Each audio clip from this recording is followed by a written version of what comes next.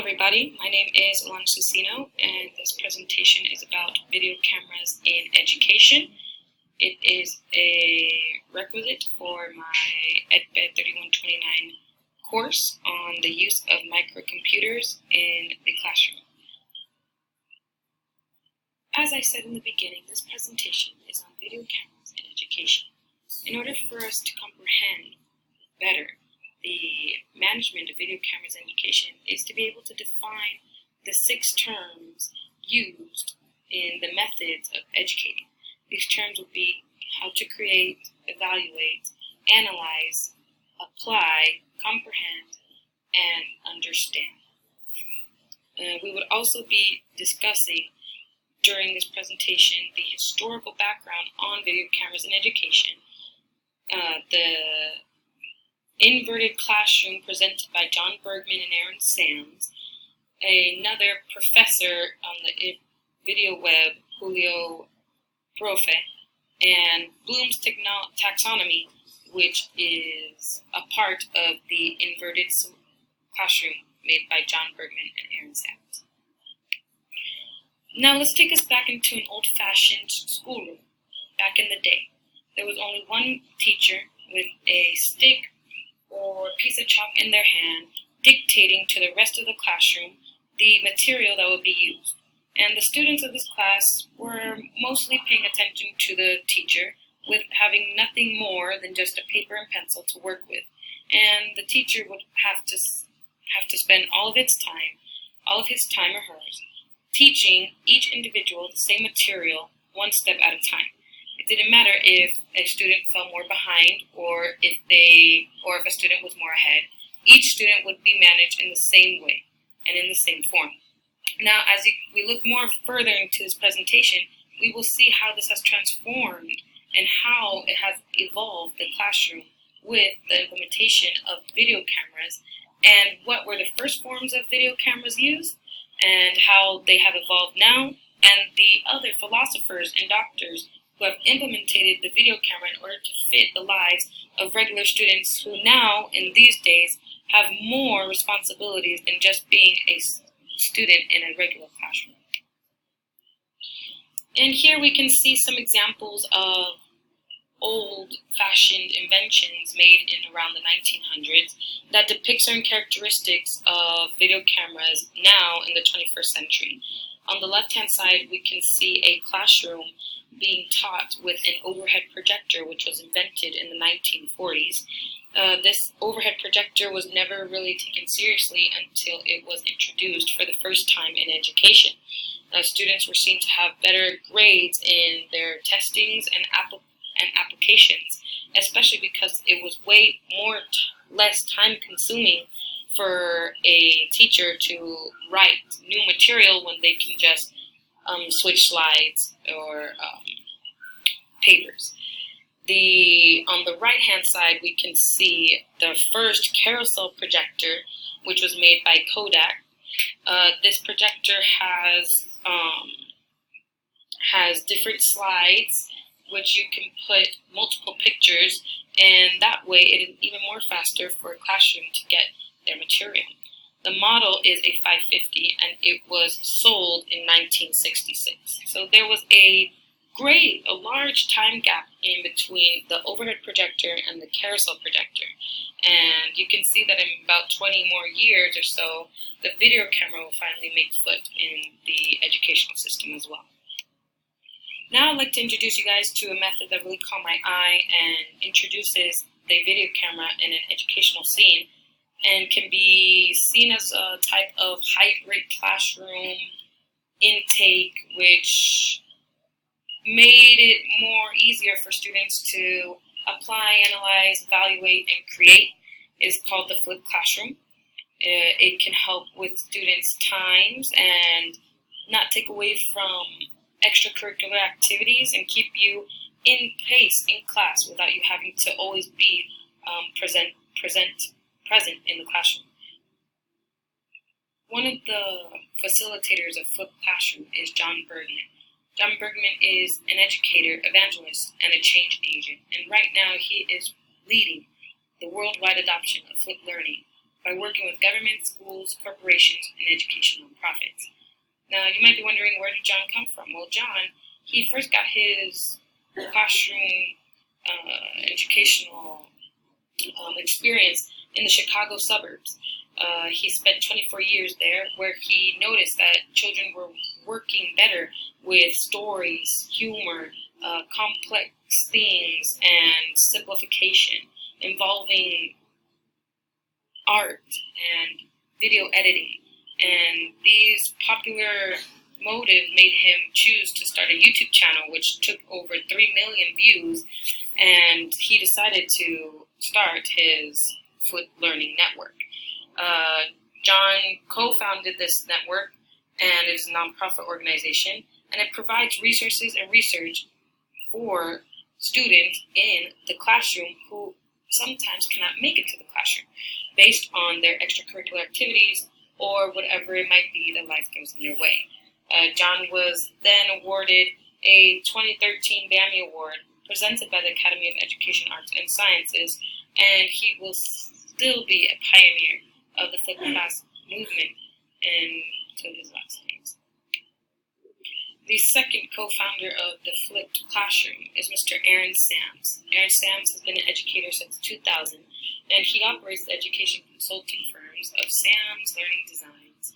He uses this design firm in order to create the concept of the flipped classroom, and has already co-authored 7 books. Aaron is an internationally recognized education keynote speaker and has trained thousands of teachers, administrators, and professors to integrate new technology with sound pedagogy. With experience in public, private, and home schools in both face-to-face, online, and blended learning environments, Aaron brings a unique educational perspective to any audience.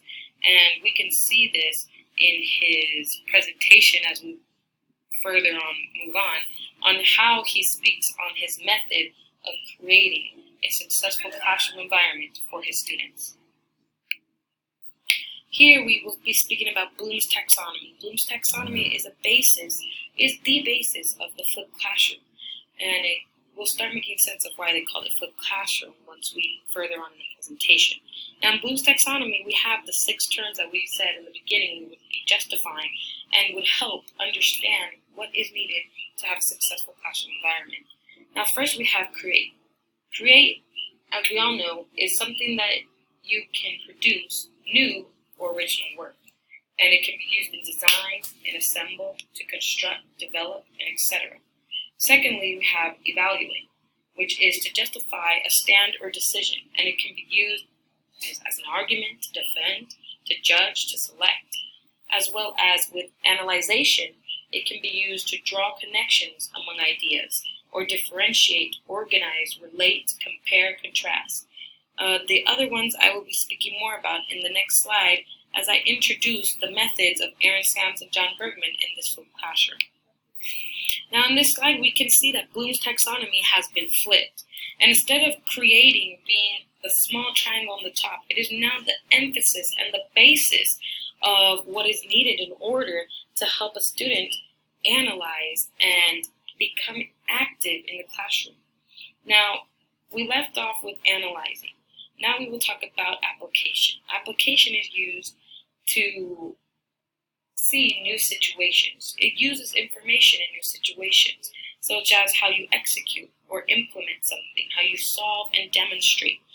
And in the next one, we have understand. Understand is used to explain ideas or concepts. This is where the student can classify, describe, discuss, explain, identify, locate, or recognize certain aspects of the classroom. And then we have remember, which is one of the smallest triangles on the flipped classroom Bloom's taxonomy triangle. And in remembering, we will see that this is how you recall facts and basic concepts, which is how you define, memorize, repeat. And if you think now in college or in high school, everything that is taught to you is from memorization and recalling facts. And then after a while, you notice that you didn't really learn anything. And with this flipped classroom, you can see that it's not about what you remember first or what is memorized. It is about how you can create an idea, evaluate, analyze it, apply it to the real world, start to understand, and then remember what it is that should be made.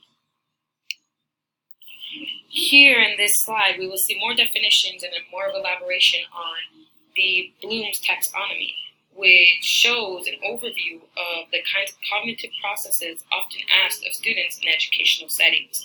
We have create, evaluate, analyze, apply, understand, and remember. Again, Bloom's taxonomy is more focused on remembering and recalling facts, while in this flipped classroom, what John Bergman and Aaron Sams want to provide is for the student to actually apply and understand what is going on in the classroom by using other mechanisms which are not just listening and writing down facts on a piece of paper. Another example of using a video camera in education is YouTube channel. On YouTube, you can see that students are going online. There are millions of viewers checking out videos. And on YouTube, you can put videos of yourself doing educational videos, such as Khan Academy putting videos of their math tutorials, of certain professors who are putting up math, science, English novel summarizations. And all of these requisites are found on YouTube. And now students can go online, pause and play when they need to. If they don't understand anything, find even more in-depth videos that probably in a classroom setting they cannot get. With having 30 students in one classroom, it is impossible for a teacher to go one by one and make sure everyone's on track. So having this other tool set, which has an application for phones, tablets, computers, is another perk of having a video camera, being able to educate each and every person. And now we can see in the 21st century a compare and contrast of now and then, students starting from first grade or even younger knowing how to use a cell phone, knowing how to take photos, knowing how to record, and being able for a teacher to have these rendiments and being able to take out a certain video and apply it to their classroom will help them have more of a grasp on each of their students now that the time span of their concentration is even less than it was before. And in this photo, we can see how computers and tablets are being used now in the classroom, where in comparison to the first photos that we saw in the beginning, it was only a teacher with a chalkboard and everyone looking up at them. Now, if someone is lost in the classroom, they can catch up with using more interactive softwares, such as lab simulations that were already pre-recorded, or certain videos online which they can pause and play at any moment of their time, or even things that can be put into folders that teachers can implement in order for the student to go home and be able to check a chapter in advance, or be able to go back and be able to understand in their own time at their own pace, because not every student can be treated as the best in the class. And